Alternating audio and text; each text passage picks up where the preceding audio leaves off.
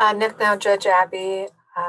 I am the chief judge here at Yurok, and I came home permanently about a decade ago after working in the area for a long time and also being appointed to the bench in San Francisco, where I did about 20 years there.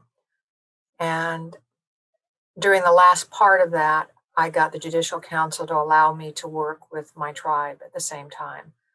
I've pretty much always gone back and forth. My mom and her sisters during World War II left the reservation here and went to San Francisco, all married guys there, and then all moved home.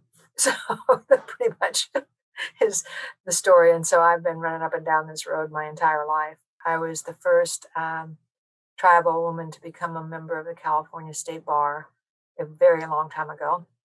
And we're working here to establish a court system that's really,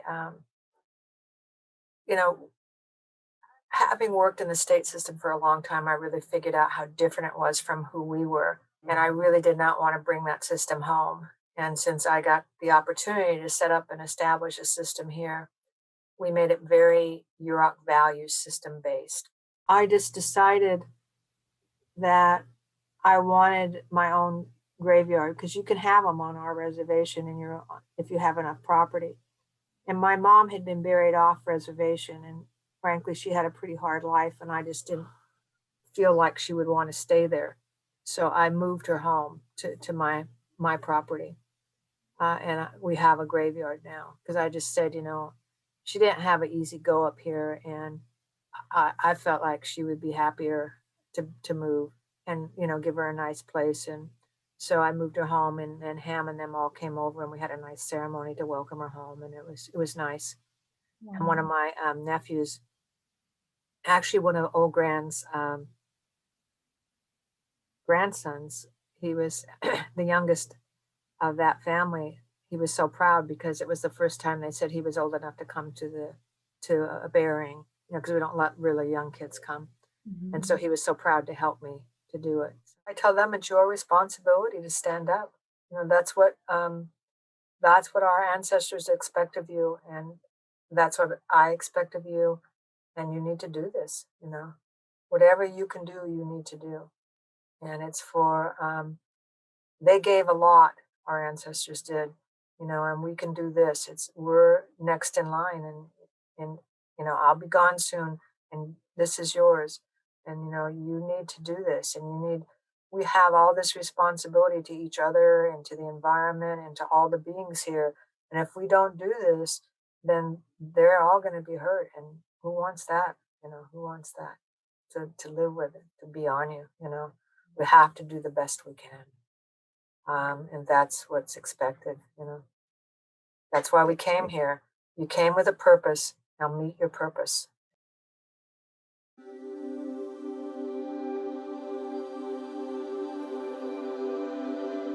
Well, I would say we've already started talking a bit, but I'm going to take it from the top. My name's Dr. Blythe George. I am a member of the Yurok Tribe. I'm originally from McKinleyville, California, where I'm actually joining you from right now. Speaking of pandemic things, I came back to shelter in place and was fortunate to finish my degree at Harvard last March, and basically ran for the hills when things started going off. But I also was very fortunate to have a remote option to continue working on my postdoc at UC Berkeley with the location kind of up to me. So I moved back up here, and we'll be here until the fall, when I will move to UC Merced for my assistant professor position there. A little bit about me. I can go on and on about my professional credentials, but in terms of my family background, like I said, I grew up in McKinleyville, which means I come from an off-reservation family.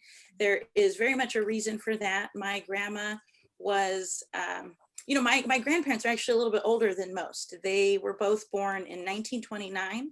And so, yes. So my mom was the last of 9, and my grandparents are about the same age as a lot of people's great-grandparents. And so my grandpa in particular was one of my first teachers. And so we we always identified as a Yurok family, but we were off reservation because my grandma and my grandpa had, I love to tell the story of how they met. My grandpa was uh, just a boy from Missouri. He wanted to head west and see the redwoods, and he was on his way to the Navy and decided I'm gonna drive my Harley up the coast before I leave. And he came upon this place called the Little Red Hen, which was a diner where my grandma worked as a waitress. And I guess she made an impression because at the time they were just passerbys, but he said, I'm going to come back someday, and he did. And by that point, she wasn't waiting. She had actually had a family, had started a life of her own, and he came back. He made good on his word, and he wanted to work in the redwood forest. That was where he saw his future, and so they set up shop in McKinleyville, which wasn't far from where he worked. And for me growing up, I was always told about how we came from some powerful Yurok people, but it was hard for me because I was very light skinned. It was always, I stuck out like a sore thumb when I would be at Indian education or any of the club meetings. Not only did I look different, but I couldn't stop talking. And she always raises her hand. Oh, she's clearly broken. but in either case, it wasn't until I went away for college that I realized all those stories I heard growing up, that my great uncle Robert Spot had worked with A.L. Kroeber to document a large majority of our cultural resources right at the turn of the century. His sister, my great grandma Alice Spot, was a healer, which was what Yurok women did traditionally, but she also, this was quite unique for a woman. She had acquired the wealth, the sacred wealth, the regalia to have a great house under her own name. And so these were things I'd always been told.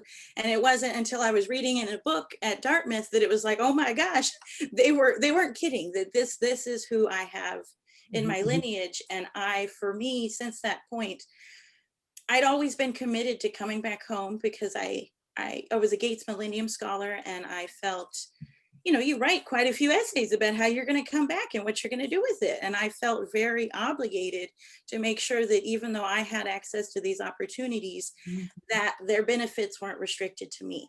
And so from that point of kind of making those dots, in my mind, that is kind of when my blood memory was really awakened. And I realized both my privileges, but also, what had happened to my people and how we're finding our ways back. Well, I had mentioned earlier about that kind of awakening in me of a blood memory. And I wouldn't change a thing for how it played out for me. I think it happened at just the right time. But I also think that part of me was scared of it for a long time. I was scared of the power, quite frankly. And I didn't think I was lucky enough to have any of that, I guess. And I wish that young women could embrace that and realize that power sooner, and not necessarily even their own power, but to look at their own personal histories and their legacies. That's something that can both be a huge source of resilience, right? You can see, honestly, like, even as much as I want to hold space for what I've overcome in my life, I come from a long line of people that overcame so much more.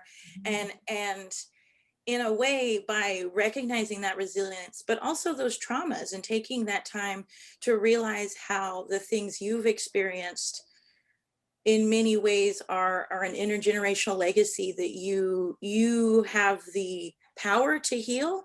But that first step is realizing your place in that long line of women who've come before you.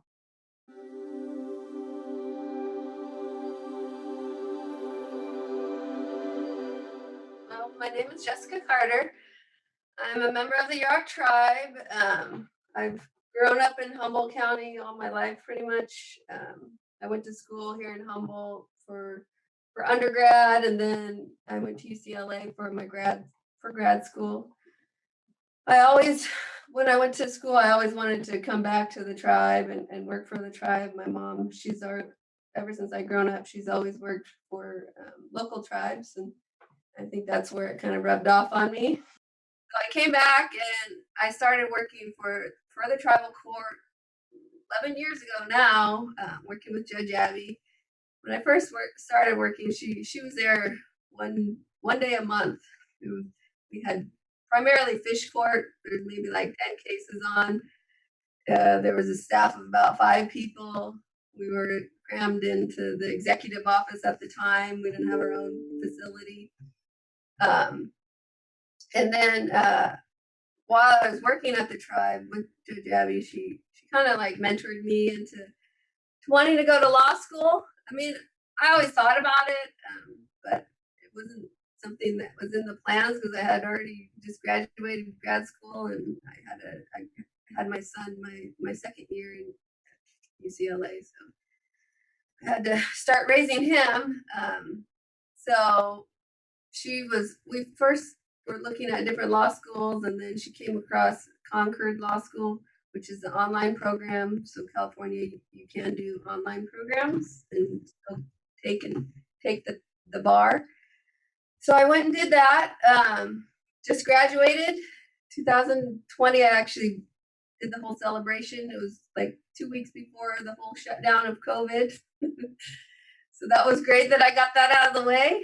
And then last year I did take the California bar, and it was the first time it was done remotely. I did pass the bar, so I got that out of the way. I have a few younger females in my office now, and I feel like I'm trying to be a mentor, like what Abby is to me, because a lot of them, I didn't grow up on the reservation. I was like an hour south in the town of Eureka.